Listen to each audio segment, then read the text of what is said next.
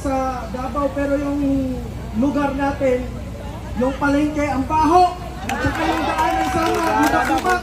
Ang airport natin doon, hindi po tayo 100 lang. Madulas ka pa dahil yung tubig pumapasok na. O pati yung ba natin, CR doon sa palengke, napakapangit ng Tacloban. Kung sabihin niya, maganda yung Tacloban, hindi totoo yan. Huwag ka ng ayuda ka sa Davao, pero yung lugar natin, yung palengke, ang baho, at saka yung daan ay sama, budak-budak, hinayupa ka. Dapat kung unahin mo yung lugar natin, bago ka magpamutmot ng ayuda doon sa ibang lugar. Ha?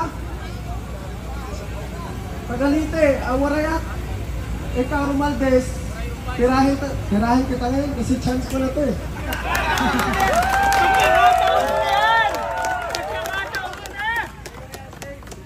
Hoy, ito talaga, ang sarap ulat ko. Romaldes, laki yung samar, umuwi kami 2 beses, di punta yung samar na daan. Dalawang gulong na sasakyan namin, butas dahil sa lubak-lubak. Romaldes, ayusin mo muna yung lugar natin doon bago ka magpamudmod ng ayuda doon sa Davao. Bakit doon ka nagpamudmod? Kasi mabaho ka na ba sa atin? Ha? Ano? Ang airport natin doon, hindi po tayo 100 lang. Madulas ka pa dahil yung tubig pumapasok na. O pati yung ba natin, CR doon sa palengke, napakapangit ng Tacloban. Kung sabihin niya, maganda yung Tacloban, hindi totoo yan. Ano? Nakakagigil yung nanood ako ng Diyos, mukhang malapit na to. Nanood ako ng hearing sa Kongreso.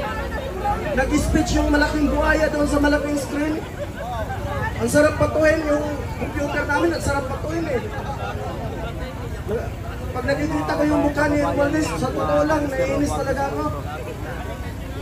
Dapat talaga palitan na yung dipunggol na yan. Diba? Kaya ito po, panawagan namin, kung may oras po kayo bukas o bakante po yung araw natin, pumunta po tayo dito para magsama-sama po. True Lies.